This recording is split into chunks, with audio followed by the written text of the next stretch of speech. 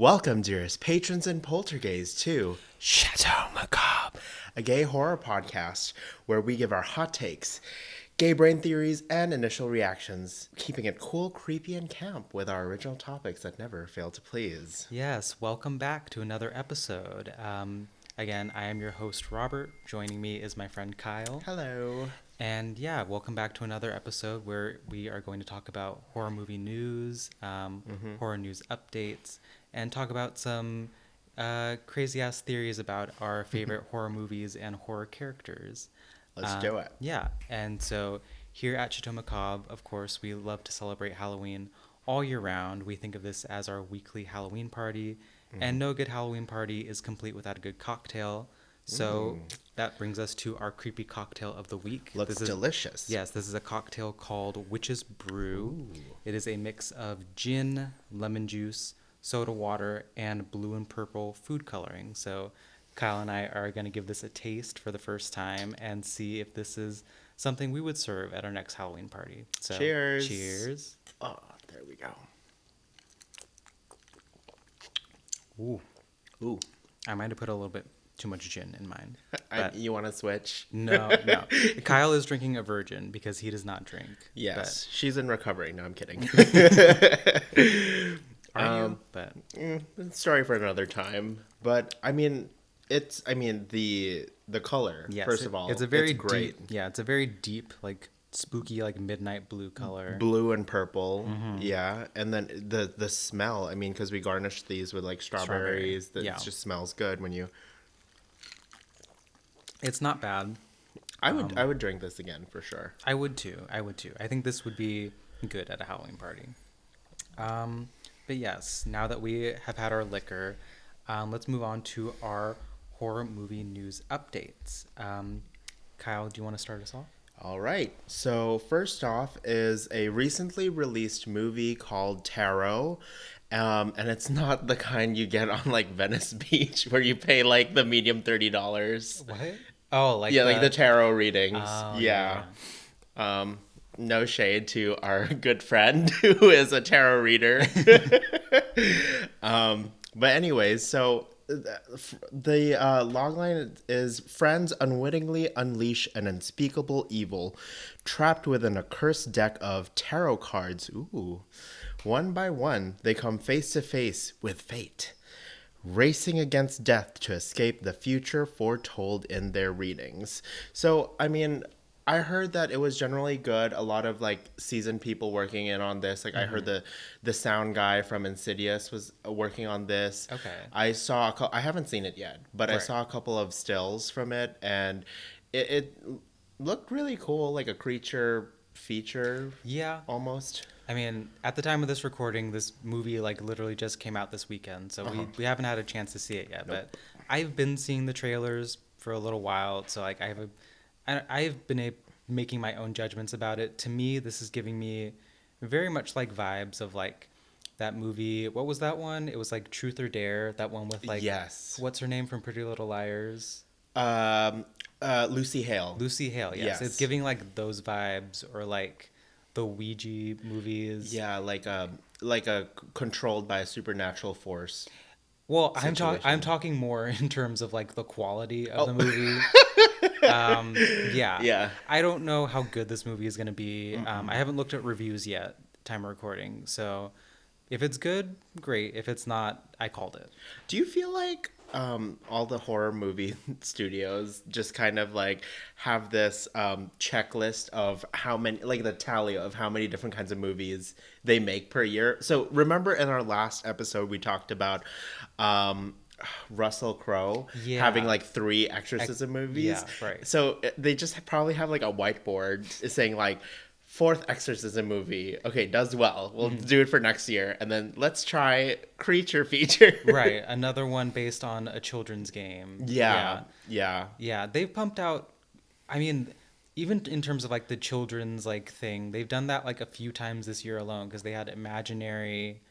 What else did? Yeah, we saw that one. We had thoughts. We did.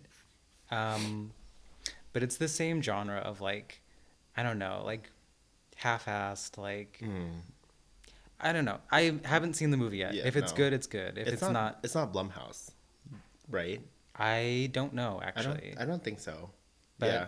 But anyways, if it's good, great. If it's not, oh well. Oh well. All right. But moving on to our next news update, Paramount Pictures has announced that it is partnering with Fast and Furious mega producer Neil H. Moritz Oh. to resurrect the dormant franchise Scary Movie. Scary Movie is going into production in the fall of 2024 and should hit theaters in 2025. The series spawned 5 previous films before running out of gas with the 2013 installment. But horror has continued to be a major force in the box office, with movies like Five Nights at Freddy's, Smile, and Megan drawing big crowds. So there's a lot of new material for the Scary Movie team to parody. How do you feel about this? I'm so excited. I'm excited too. I'm excited. I love the Scary Movie franchise. Yeah. Well, I love like 3 out of the 5 movies. I love the first 3. I don't super love the last 2. Okay. But I feel like that those movies have just spawned so many like iconic moments in like Yeah. pop culture. Like Anna Faris's character, Regina Hall's character, they have so many like quotable lines that just like I'm excited for a new installment if it's actually good. If So, it's anything like- like the last 2 movies, maybe not. But We need to do a deep dive one of these days on Cindy and Brenda. Cindy, yeah, Because such an iconic duo. Like, I mean, even, or just the Scary Movie, like, franchise in general, because I love how Brenda dies in, like, the odd numbers or something like that. She dies in every single movie. Oh, every single movie. I thought she died in, like, the odd number movie. I'm fairly certain she died in every single one, except the last one because she wasn't in it. Oh, But okay.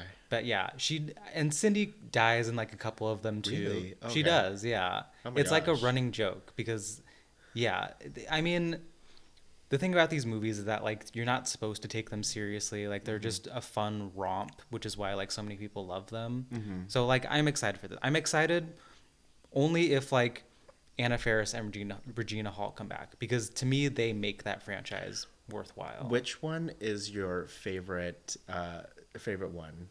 Oh God, I go back and forth on like the first one or the third one. I feel like yeah. the third one has the most like iconic like scenes. Oh, to me. yeah. Yeah. I think it has the best humor, but I love the first one too because that's like the Scream one. The one that started it all. Yeah, so I love that one too. But what about you? I like the third one, like Yeah. tempura sushi. No, that's the is fourth one. Oh wait, which one's the third one? The third one is like The Ring. Okay, which one was the one where Cindy and Brenda go to the Amish? That's the fourth one. Okay, so Yeah. I like the fourth one. Really? It's just funny because it's just I don't know you. You like the tempura sushi sashimi? I like that. Tempura, sushi, sashimi. Yeah, it's a pretty iconic part from the movie. So, but yeah, Mitsubishi Harimoto. I don't know. It was so bad.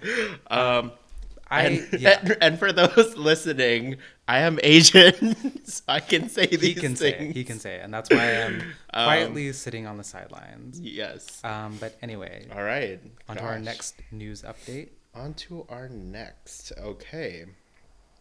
Well, we have Pretty Little Liars, Summer School, a hot girl summer turned final girl summer. So this is like the second installment of the reboot, I believe. And, some reviews here, they say it's generally good. Not a lot of people have been saying, the writers who've previewed this have been saying that the first one seems to really have a better overall better storyline. It's more cohesive and there's not a lot of tropes, whereas this one seems like it's very tropey. However, they did mention that this might be better for horror fans because the new A, or aka the killer, I don't know what you would describe her as, the main antagonist, is her character design much better. She's called Bloody Rose and she's wrapped in a bloodstained tourniquet with like a knife to match. Okay. It kind of reminds me of that movie with that kid with like the broken lollipop and the sack over his Trick or head. Treat. Trick or Treat. Yeah. It kind of gives me that vibe. So, like, this season, like, do we know what the premise is? Yeah. So I would say that apparently this Bloody Rose character, it says here, a mysterious pursuer who lurks in the shadows of Millwood, and she's kind of terrorizing the girls basically for the whole season. Wow. It didn't say like what these girls did to have Miss Bloody Rose chasing after them with a bloody tourniquet. Plastic surgery gone wrong? I don't know. But I guess we'll have to wait and see. It Okay. drops on Thursday, May 9th, with 2 new episodes on Max. I will say also that with the final comments for this season was that it was really trying to push Pretty Little Liars into a more horror focused genre. Well, I remember, like, the first season tried to do that too, right? Like, more like a slasher vibe. Yeah. Um, Are you a Pretty Little Liars fan? I mean, I'm not a fan. Like I've seen, like growing up, I guess I've seen like bits and pieces of it there, and I thought it was a cool concept for the time, mostly just because you get a bunch of like model-looking girls, Yeah. getting terrorized by this, and I don't know, it was either this or 90210. So I was like, this is a little bit of variety for me. Yeah, yeah. This is all we got during the time. And then lastly, I just wanted to point out, like, he mentions here that it's really cute. They have their own version of creepy pasta in this universe called Spooky Spaghetti, and like they actually talk about like Bloody Rose being sighted around town. Okay, was creepypasta like copyrighted? Could they not just say creepypasta? I think they probably couldn't say creepy pasta. Really? I didn't think that was copyrighted. I think it's owned by somebody, is it? I have no idea. Wait, well, I thought it was just like internet slang. no. Creepypasta is actually like a site. Oh, I didn't know. Yeah, they had this whole. It was like a Wikipedia. Oh. Yeah. Okay. And they had like facts on like Slender Man and like whatever, all sorts of killers. So it's really cute to have like their own Spooky like spooky spaghetti with, and they actually give lore on like Bloody Rose and her design. And I'm just like, this is very meta, but also very Gen Z, being very, I guess like internet savvy. Anyway, so we'll see. Okay, well, we'll see it when it comes out. Moving on to our next horror update. Al Pacino and Dan Stevens have teamed up for exorcism horror film The Ritual from director David Middle. Based on a true story, The Ritual follows 2 priests, one questioning his faith and one reckoning with a troubled past, who must put aside their differences to save a possessed young woman through a difficult and dangerous series of exorcisms. The film is an authentic, quote unquote, portrayal of Emma Schmidt, an American woman whose demonic possession culminated in harrowing exorcisms. Her case remains the most thoroughly documented exorcism in American history. Really? I guess, I don't know. Okay, this kind of goes back to what we were talking about in the last episode, that there have been so many like demonic exorcism Catholic horror movies in like the last couple years alone. Yeah. I don't really know why that's such a trend right now. Yeah, because it's not like a lot of these have been good. Like, I wouldn't say The Pope's Exorcist was very good. No. I liked The First Omen. I really liked that movie. That was the first good movie. I liked Immaculate. I don't know if you liked Immaculate. I liked Immaculate just because Sydney Sweeney was funny in it. She was. It was funny to see her making those weird faces the whole time. Oh, the birthing scene. That was a good scene. She That was was a good scene. commitment. But I don't know why they keep retelling the same story of like priests and exorcisms already. I feel like it's been done to death, but we'll see. Like, and even Al Pacino. Al Pacino has been in movies like this before in the past too, and Dan Stevens, he was in a movie called The Rental, and now he's in a movie called The Ritual, and it's just like, can we have a little more variety, please?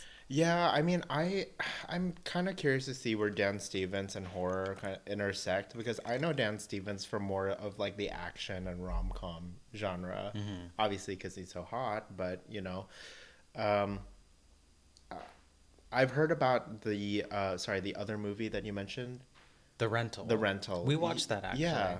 Yeah, and He was good he's in that good in movie. it. So So he's no stranger to horror. So like and he's a great actor. I have no doubt that like he'll be able to commit to this role. We'll just have to see like how good it's written for him. yeah, Basically. I mean they're I think they're both CAA, so their agency is really really working hard on those exorcism movies. Yeah. They're like another one, another one.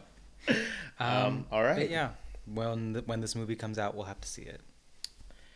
All right. So I guess for my last update, I have this one is actually really interesting. It's a like an interactive, immersive experience in LA, produced by this group called Black Unicorn, Okay. and I think we should watch the TikTok on it to get your thoughts. Okay. Okay. Okay. But yeah, there's not much on like the description like available, but on the Eventbrite page, when we click it, it says an LGBTQ horror adventure presented by Black Unicorn. Step Okay. into the extraordinary world of Black Unicorn, where music meets cutting edge tech for unforgettable immersive experience. Cutting edge tech. Okay. And You're setting the bar really high for me. right, So 15 to $35. that's I don't know what comes into like the range of packages, right. but they do have a TikTok. So let's see what that's all about. So this is like the video that has gained a lot of traction. Here's part 2 of our mysterious experience. As we entered the room, it was like entering a portal into a separate world. Then suddenly Mr. Green Mask from before comes up and starts handing out masks for us to wear. But then my friend kind of got hypnotized and Mr. Green starts rapping and dancing, and we had this super fun dance off with him. It was a literal party. And then this old man spawns out of nowhere carrying a light up balloon, which we played with and bounced around. For the rest of the experience, we had to explore the room and search for information and clues as we solved the mystery about the old man. There were so many different activities throughout this experience, like VR and AR tech, and there was a lot to explore with a lot of interactive elements. So if you're looking for a new way to experience music, check out these immersive music events hosted by Black Unicorn. Here's part 2. Oh, okay. So Thoughts? okay, this That- is Go ahead. this is the Willy Wonka Glasgow experience. Yeah, for Part LA, two. for LA. My thoughts, that's very clearly someone's house. That they are just hosting this like event in, if that's what you can call it. I see a lot of like Spirit Halloween props. I see even some dollar store props. Like it's a man wearing a very cheap, just plain green mask, and a lot of like very clearly like homemade props, just like printed things Yeah, posted like on the wall. cutting edge, Cutting edge, immersive yeah. experience. I also love how like Amazon. one of the first things they advertise as an event is an old man coming out and bouncing around a balloon, and that's the party. That's the party. I love the part where she was like, "Yeah, my friend put on the green mask and kind of got hypnotized." Yeah, I I'd was love to like, know. I'm curious what what? that's supposed to mean. Oh my But god. maybe we'll have to go and see what it's about. Okay, we're scrounging together, so donate $35 Please to don't. our Venmo. Do not waste your money on us, please. But yeah, we'll have to see what it's about. Yes. Moving on to our last news update. Mm-hmm. On Friday, May 10th at 9 p.m., Mattel Creations will be releasing the newest Monster High Skeletor set, the Ooh. Addams Family 2-pack, featuring Morticia and Wednesday Addams, based on the Addams Family animated movies.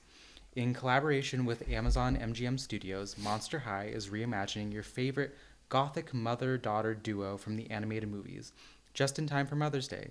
Selling for $90, this Monster High Skeletor doll 2-pack horror icons Morticia and Wednesday Addams in all their gorgeous glory and makes the perfect Mother's Day present. I'm like a casual fan of Monster High. Like that's not something I like talk about all the time, but like it's a brand that like has always kind of fascinated me. Like I was never allowed to like play with them as a kid, but like I always loved that they were like these fierce, like scary, ghoulish girls. And like I always wanted like the mummy doll. I always wanted like the like vampire doll. But like yeah, nowadays I'm just like a casual like viewer of this franchise. But I really love like this Skelector like line that they have, that they make like very like high end dolls of like classic like horror creatures. Like they also have like they also did like Beetlejuice, they did Annabelle, they did all these different characters. Like I'm they had curious. Chucky and Tiffany Valentine. It's very cool looking. Let me So see. this has me excited. Oh, They these had are Elvira cute. as well. Yes. Yeah. So yeah, I mean, I don't plan on buying these because I'm like by no means a doll collector, and like I can't really see myself like shelling out $90 for a doll. Oh. If I was, I would have gotten the Elvira doll, but yeah. But for those of you who do love these like Monster High dolls, and are also maybe fans of the Addams Family, maybe check these out, and These are really cute. they are really They cute. they kind of look almost like Mattel's response to like Bratz. Well, that was always what Monster High was. So like in the 2000s, there was that big rivalry between like Barbie and Bratz. Like people stopped like playing with Barbie so much because like she was too much of like a plain Jane. Yeah. And then Bratz came out and like they were like, oh, the scandalous girls. They have like big lips and like crop tops or whatever. But Monster High was like their response to that. And they're kind of what like pushed Bratz off like the face of the earth after like the 2000s. Oh, I see. But yeah, I'm excited about this. Again, I probably won't be getting one, but if this is something that interests you guys, maybe go check it out. Yeah, great collector's item. We are going to move on to our main discussion of today, which is unhinged women and how much we love them. I think it's like pretty common to say that like everyone loves like a crazy, unhinged, batshit woman. Like people love when women go crazy and just like start screaming and yelling and crying and Yeah. killing people. 100%. Yeah. Like I think in general gays just love unhinged behavior because they see, especially in women, because they see, it's like we emulate it on Drag Race first of all. But I mean, outside of the horror universe, you have what's her face from White Lotus? Jennifer Coolidge. Jennifer Coolidge. Literally, she's the most unhinged woman, there is. But even in like real life too, like Gypsy Rose Blanchard. Oh, yeah. People are obsessed with her. I know. And she's a literal murderer, but people love her. Anna Delvey. Anna Delvey. Literal money. Yeah, there are people like Theft. people just kind of love when women like go crazy and Can I tell you something? Who is that PR maven from America's Next Top Model? I've never seen America's Next Top Model. Oh gosh, wait. Let me. Her name. PR maven ANTM. Kelly Catrone. Oh my God, Kelly Catrone is. She's also an unhinged woman herself, but she's like a PR genius, and she, wouldn't touch anybody for years, and then all of a sudden she started like when Anna Delvey got released from jail, she was like, "I'm gonna work with you." And I think she was still under like house arrest or something. Oh my God. So they held like a fashion event in Anna Delvey's apartment building. Just I don't know, unhinged women. Unhinged women. So like we love them, the gays love them, and I think this, the younger generation loves unhinged behavior. I agree. I blame TikTok a little bit, but Yeah, I do too. We are going to be talking about 6 unhinged women that are near and dear to our hearts. If I'm going to go first, an unhinged woman who means the world to me, the literal world, is probably Pearl. Of course, from the movie X, which came out in 2022, and also its prequel movie, Pearl, which stars the titular character Pearl, also 2022. I can't really express in words how much Pearl means to me as a character. Like she's everything to me. Like she speaks to me so much. She is the sister I never had. Oh my god. She is the mother that anybody would want. I don't know a better person. She just speaks to me on such like a personal level because like, well, some backstory about Pearl herself.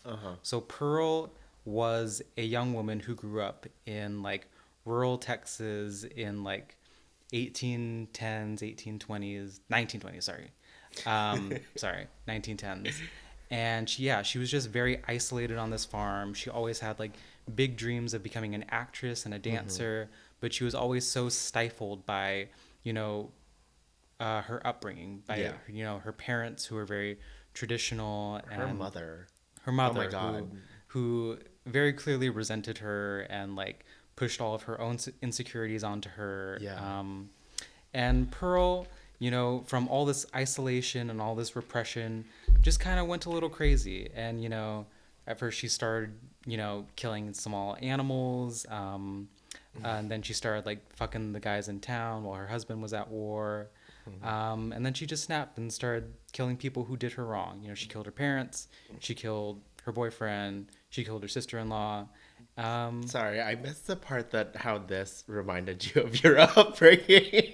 Not my upbringing, not my Okay. upbringing. But like, when I saw this movie, like, I don't know, there were so many things that like felt personal to me. Like the fact that like she's so desperate to escape like her hometown and like, you know, live out these big dreams of being a star. Like, not necessarily that I want to be a star, but like I have lived in like my hometown my whole life, and there's so many times where like I feel kind of stuck, you know, like I want to see the world, I want to, you know, go out and explore, but there are so many times where I also feel kind of isolated, and that kind of spoke to me a little. And like there's this very famous scene in like Pearl where she gives like this like 5-10 minute long monologue where she's just talking about like how she just wants to feel loved and how she just wants to be like loved for who she is, but like she doesn't feel that in her life. And like I don't feel that way anymore, but there was a point in my life where like I did. Also, I just want to bring out that like Mia Goth is so underrated. Oh, And absolutely. her, like, I haven't seen a monologue, you know, that was just one take in, like you said, it was like about a 5 minute monologue, right?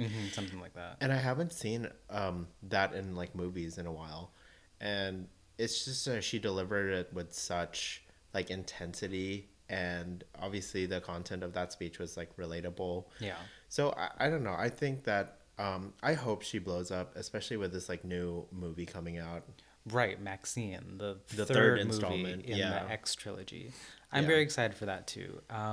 But yeah, I love Pearl. Even like not even just in Pearl the movie, but also like how she's portrayed in X. Like the fact that she's just like in that movie, she's not even like trying to be a star or anything. She's just a horny old lady. I And, know. Yeah. She, Which like also relatable. I also feel like a horny old lady. person. Yeah. Oh my yeah. gosh. So yeah, she speaks to me on like so many levels, so many my like gosh. personal levels I can't even like comment on without incriminating myself. But yeah, that's why I love Pearl. We love somebody who has a pet alligator. You know, that's like her version of Carol Baskin's tigers. Yeah. So you just. Boop.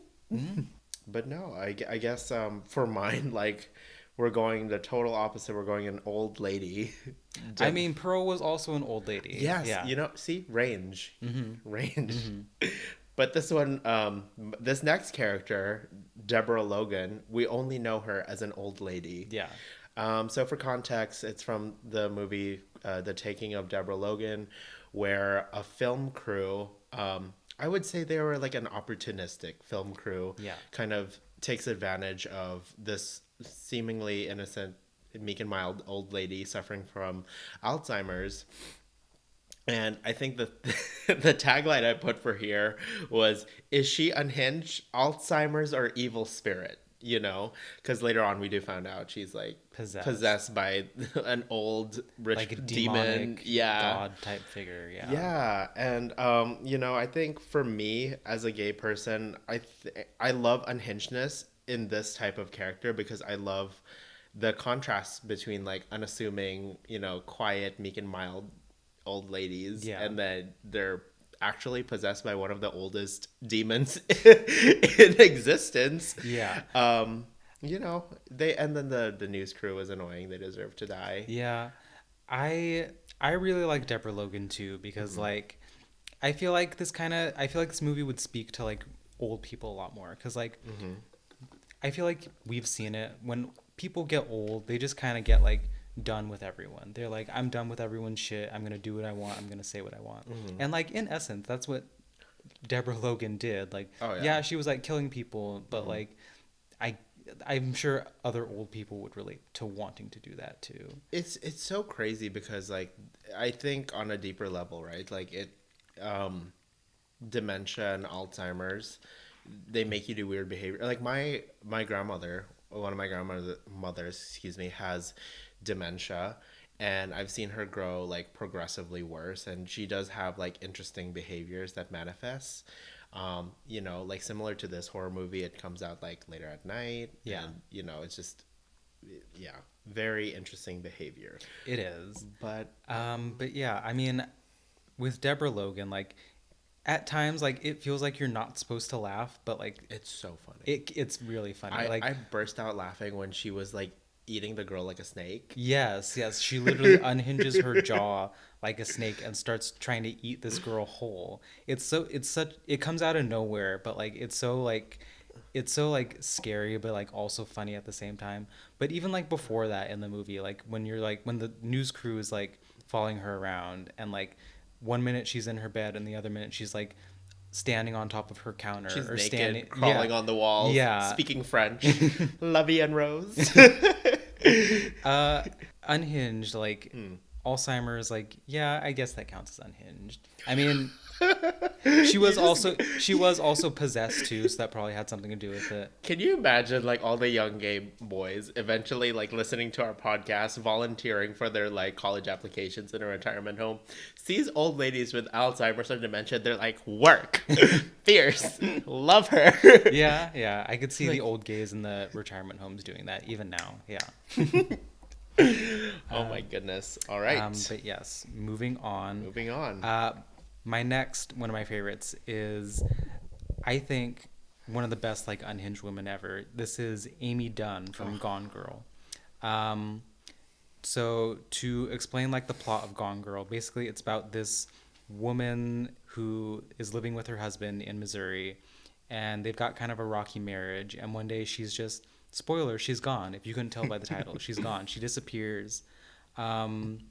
There's this huge manhunt. Everyone thinks like her husband killed her. It turns out that like she ended up like faking her own death because she found out her husband was cheating on her, so she faked her death to try and like basically incriminate him and get him arrested and put on death row, all because he cheated on her. Which I feel like so many women watch this movie and are like, she is the blueprint. Like she is doing what so many Taking women notes. want to do. Yes, like I feel like she's kind of like the horror like it girl for a lot of women. I feel like she's kind of like women's version of Patrick Bateman. Like she is like the Sigma female for them.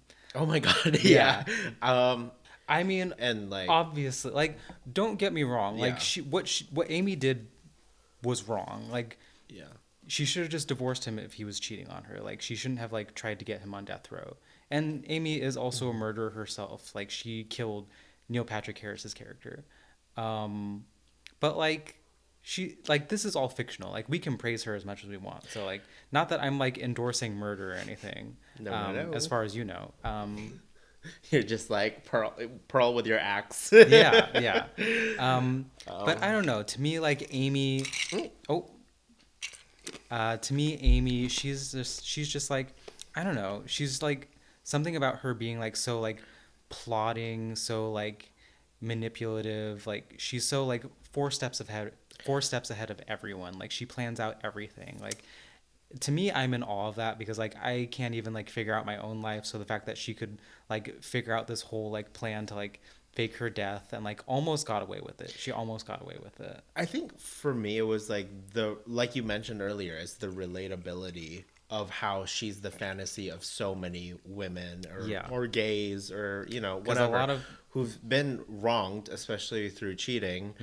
I mean, I know I wanted to do this to my ex for sure, Yeah, but yeah. you know, like to be that crazy and to make him go through a lot without technically physically hurting them. It's like psychologically hurting them. Yeah. It cuts deeper. Yeah. I think a lot of people, it's like this unspoken thing where like a lot of people can relate to the idea of like when you're hurt by your partner, like a lot of people have this like secret fantasy of like wanting to get revenge, quote unquote. I mean, SZA literally has that whole song Kill Bill about wanting to like Yeah. kill her ex and everything. So Rather like be in jail than rather alone. yeah. So like it's this unspoken relatable thing that I think everyone has. Like you have it, I have it. Like we've all wanted to like do things to men that hurt us. Like not that we're actually going to. I like do not come after me FBI, but like yeah, it's that relatability that like she almost got away with it. She almost did what so many people like are like, yes, you go, girl. It's the mind games. Like men play so many mind games, so it's like a taste of their own medicine. Yeah, yeah. Okay. But yeah, that's why I love Amy Dunn. Also, another great Bob. Another great Can Bob, we like Bobbiana, yeah. all right. So speaking of Bobs and great Bob. By the way, we will have a whole episode on Bobs. Let's keep that under wraps. For now. Okay, Let's okay. keep that That's under all wraps. that's all I'm saying. Okay. But no, it's my second unhinged woman is Ma. Ma. Ma from the movie Ma. Ma. Mama. Mama is unhinged. It's starring Miss Octavia Spencer, you know, Miss Eat My Shit lady.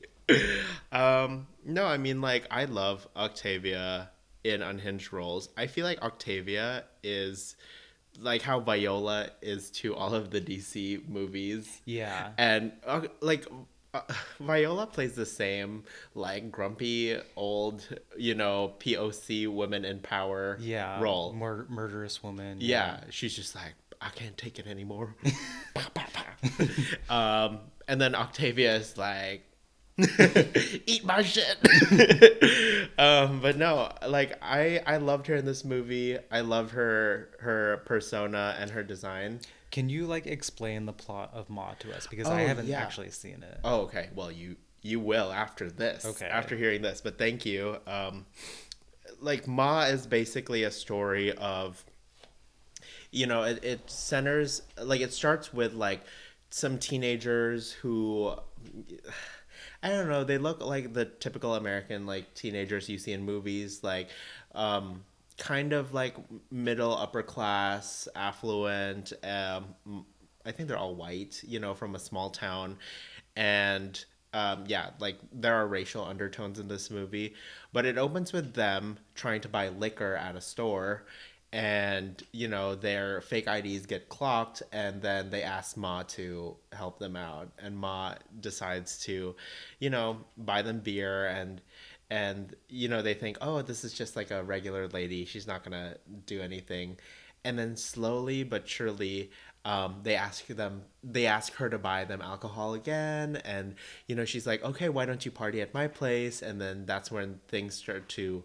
get weird because the relationship is, you know, they're seeing this middle-aged like black lady with a bunch of like young white teenagers, you know, like what's the connection there, but then we find out that Maz secretly has been wronged by the parents of these people and is out for revenge. Oh. Yeah, so she had a plan all All along. along to target these kids. Okay. Yeah, so the reason why, I mean, just like Deborah Logan, my variety of unhinged female villains always has the juxtaposition between like batshit crazy, but also like very like cute cardigan wearing Bob, you know, hairstyle ladies. Yeah. Because she, like, have you seen what she looks like in this movie? Yes, I It's have. so- They gave her that like Katya on All Stars like mushroom bob. Mm-hmm. It's very when I first saw that, like they had to know that no one was going to take this movie seriously with that haircut they gave her. I don't know why they couldn't just like give her like, I don't know, a bun or something, a little more like sinister, because this character doesn't feel like sinister or like evil to me. No. She just looks funny. Yeah. She just looks like a Boogie cartoon Wonderland. Boogie Wonderland. Yeah, like with a disco like Yeah, hair. yeah. But yeah, I haven't seen the movie Ma, but I have seen like all those memes of her, of like her running over that white lady jogging. Oh yeah. Yeah, or her like, don't make me drink alone, Don't make me drink alone. Yeah, Yeah. yeah. No. So I think again, just like how you like Amy Dunn from Gone Girl, the reason why I feel like a lot of people like Ma, even though she is a murderer and psychopath, is because this is about retribution. You know, there's a lot of like racial things going on. Like to give you, I mean, I don't want to spoil the movie entirely for you, but you know, they really like the parents of these kids like really bullied her for being like the, you know, one of the people of color in the time, and they made her think that like this guy really liked her, but then he pretended to like her and then made fun of her. Wow. In the end, so it was just a lot of that. And um I think a lot of us have felt that way at some point, I guess, being bullied and being like outcasted either for being gay or whatever. And so it's kind of like it's payback time. Yeah, and I think that's also why like a lot of gay people have like kind of turned Ma into like her own like gay icon in a way, because like it's that feeling of like, oh, I was wronged and now I'm getting revenge by these people who bullied me, and now I'm gonna get them back. Oh yeah. I feel like that's also a fantasy for like not just queer people, but people who have been like bullied or made a victim in their youth. I feel like that can speak to a lot of people. And then lastly, Luke Evans is in this movie. Yes. He plays the hot dad who, spoiler alert, bullied her. Yeah. And yeah. in the end, she just does some weird stuff with him, but like, you know, ends up killing him. But, you know, relatable. If I were Ma, I would do the same thing to Luke Evans. Yeah, yeah. Like, yeah. He may be hot, but still. Yeah. But she got everything she wanted. She got like a little bit of that Luke Evans, but then still got her retribution in the end. Yeah, we love that for her. So moving on to my last pick for my Unhinged Women, I chose Anna from the movie Possession. Now, have you ever seen Possession? You're gonna have to walk me through that. Okay, so Possession is this movie from back in the 80s, and it's basically this movie that the movie starts off fairly normal, but it slowly becomes more and more the entire movie becomes more and more unhinged and more abstract. So like the movie starts off with this married couple who have this young son, and they are going through a divorce. While one day the wife just up and says like, I'm leaving you, I've been having an affair, yeah, and I'm leaving. And like the husband is like completely confused because like he knew their marriage wasn't great, but like he doesn't know like what brought this on. And like we as the audience don't really know that either. We know that she's been cheating on him, but like we don't really know what brought on this like change in behavior from her. And so like we follow her like throughout the movie, and we notice these like very like strange behaviors, not just from her but like other characters in the movie. Like she becomes like more violent, and other characters become more violent towards her, and she starts like physically, she starts becoming physical with other people. She starts like acting crazy and like hurting herself. Like she gets like one of those like electric like kitchen knives and like saws like her own neck to like scare her husband off. And Oh my like God. and we as the audience are like what has led this woman to become so crazy? And so like there's this part in the movie where like the husband like hires like an investigator or someone to like follow her, and like the investigator like follows Anna to her apartment, and she basically, when he shows up at the apartment, he finds that like not just has Anna been living in this apartment by herself, there's also this like monstrous like Lovecraftian creature also there, this like squid monster. And she explains like, yeah, I've been having sex with this squid monster. He makes love to me every night, and now I'm in love with him. And then she kills the guy, and she kills him and feeds his body to the squid monster. The squid monster. And like through a series of events, like Anna starts like explaining all this to her husband, like where the squid monster came from.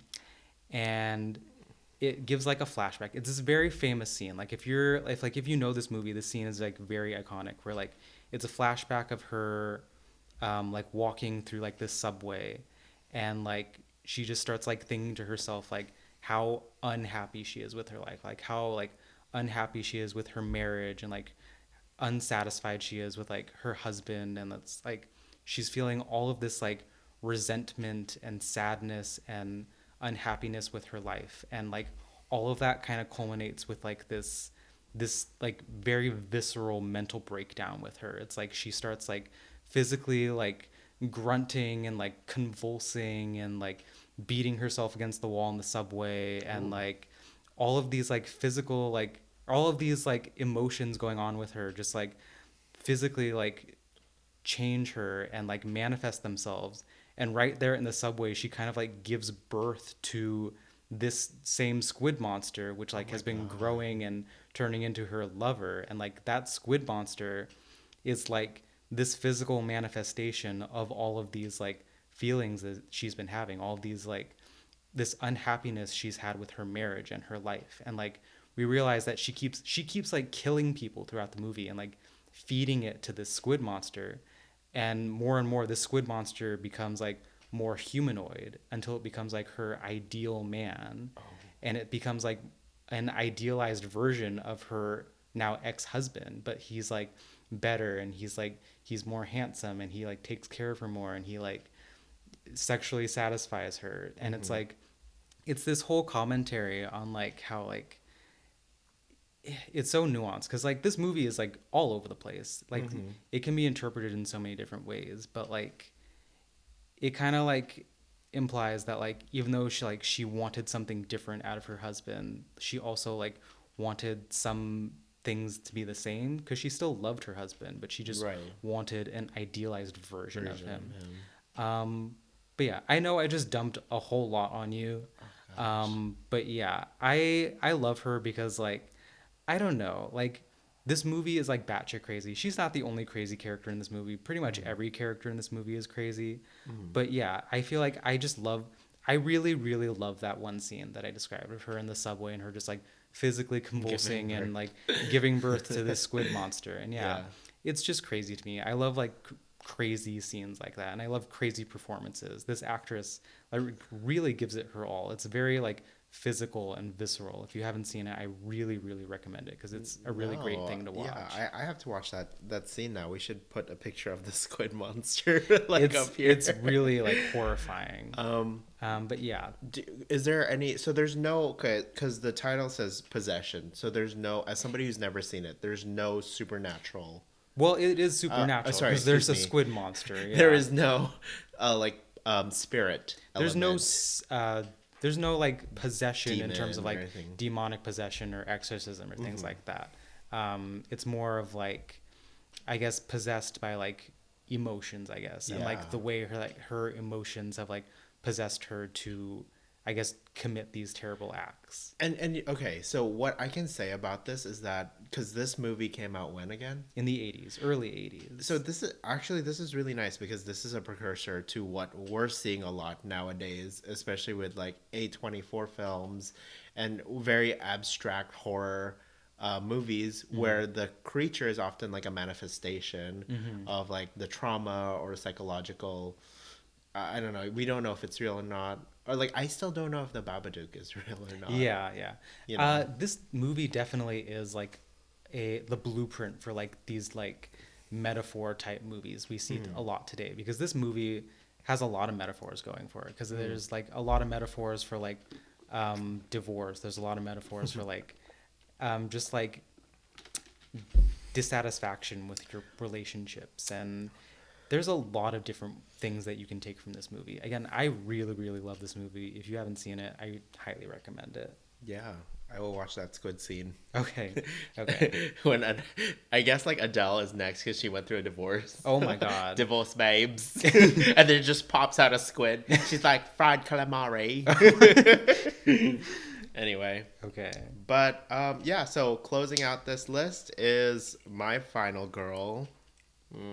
I don't know if I would call her that, but It's my last unhinged woman, Miss Bellatrix Lestrange From Harry Potter. from Harry Potter. She's campy, and it's such a good drag queen name. It is. Bellatrix Lestrange. That is a drag Also, name. who's the actress that plays her again? Helena Bonham Carter. Oh.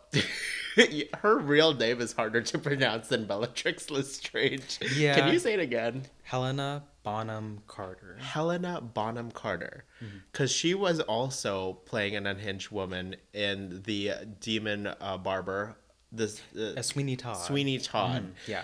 Well, she was also Tim Burton's ex-wife. Yeah. So she's in all of those movies. Like she was in like what was that one? What was the vampire one? Dark Shadows. She was in that one. Oh, yeah. She was in a Frankenstein movie. She's a horror girly in her own right, I think. Yeah, so she knows how to appeal. She was in Corpse Bride too. She's the Corpse Bride. Oh, I didn't see that one. That's a good one. So add to list. But like going back to Bellatrix specifically, so a little backstory on her. After she left Hogwarts, she became a Death Eater, which is basically Voldemort's group. Do you know a lot about like the Harry Potter world, or have you seen it? Like everything? I've seen like all the Harry Potter movies. I wouldn't say like I'm a huge fan of them, but like I'm familiar with the world. I'm the same way. I'm not the biggest like Potter fan, I guess. Yeah. But I can appreciate it, and I know a lot of gays love the Harry Potter franchise, They and do. now with JK like talking about Yeah. Dumbledore and all this fun stuff. A lot of not fun stuff. A lot of not, yeah, no. She The like transphobic literally, stuff, she yeah. literally gets canceled by her own world. How does that? Anyway, whatever. She made too much money, and it kind Yeah. of got to her head. Yeah. But no. So she left Hogwarts and joined like the baddies of the world. She had goals. She had ambition. She knew she was obsessed with Voldemort and knew what she wanted. And like many gay boys, she wanted to leave town for like bigger things. I hated school, so I can understand why she hated Hogwarts and wanted to destroy it. Yeah. Because I wanted to destroy my like Catholic all boys Catholic school that Yeah. I mean you went to Catholic school too, Yeah, and you I can relate to that. I just yeah. want to like expelliarmus the building and like but yeah. Also I think there was I'm not sure which movie it was in the franchise, but she killed Dobby. She did? She did. I don't remember that part. So she killed Dobby, and it was the one that came out in like 2010, I think. And this is how I knew I was like freaking gay, because everybody in the theater was crying. Like, okay, there's I'm not sure if it was the prisoner. No, that wasn't the one. Anyway, they were like Harry Potter and Hermione, Ron, and Dobby. Were escaping from the Death Eater group, led by Bellatrix at the time, and they were chasing them. Dobby opens this portal. Do you remember the scene? Not really. Okay, so Dobby opens this portal to kind of get them to safety. They all like leave, and Bellatrix throws like she's like. She's committed to her job. She throws like a dagger, and it like goes through the portal, and then like at the end you see everybody makes it except we found out that Dobby is like stabbed and like is slowly dying, and Dobby's like laying on the beach dying, saying, I only wanted to serve Harry Potter, or save yourself or something. And everybody in the theater, I was in middle school, I was like 13 I think, and everybody was like crying, like, oh my god, I was so sad if Dobby died. And I was thinking like, oh my god, that thing was so hideous. Like, good riddance. Like, she did a service. I don't know, but I think the way she moves, the way she behaves is so drag queen like. It's so theatrical, so ahead of her time. It's like everybody's so serious. Like the Death Eaters are talking about like, how should we destroy Harry Potter? And she's just like, I don't know, just like kill him or something. Like, I don't know. She's a kook. But yeah, I do love her too. She's one of the highlights for the franchise for me too. And like, I think that kind of goes to like I don't know. Gays really love witches too. They love witches, and Yeah. I feel like she's what that franchise desperately needed was like a crazy, like unhinged, like evil witch character, and she delivered. Yeah. And like Helena Bonham Carter, I really love her too. Like she totally gave it all for that role. I don't think anyone else could have played that role. No. But yes, I love her too. I love like how crazy and like funny and campy she is. She's the only one who I've noticed does like a little back thing with her hand when Yeah. she casts a spell. So she uses both hands actually. It's like a ballet move. She extends one hand and then she flicks the wrist at the back. I'm like, gay. Gay. Yes. Oh my gosh. Okay. All right. That is our discussion on unhinged women and why we love them. Thanks for listening to this. So, dearest patrons and poltergeists, we hope you enjoyed your stay at Chateau Macabre. If you would like to see more of our content, you can follow us on Apple Music, Spotify, and wherever you listen to podcasts. Our YouTube channel is at Chateau Macabre. At Chateau Macabre. And our Instagram is at Chateau Macabre Podcast. Additional socials linked below. So join us next time at Chateau Macabre. Bye. Chateau Macabre is not endorsed by any of the material owners presented during the show. It is intended for entertainment and informational purposes only. All names, pictures, sounds, and clips are registered trademarks of their respective trademark and/or copyright holders.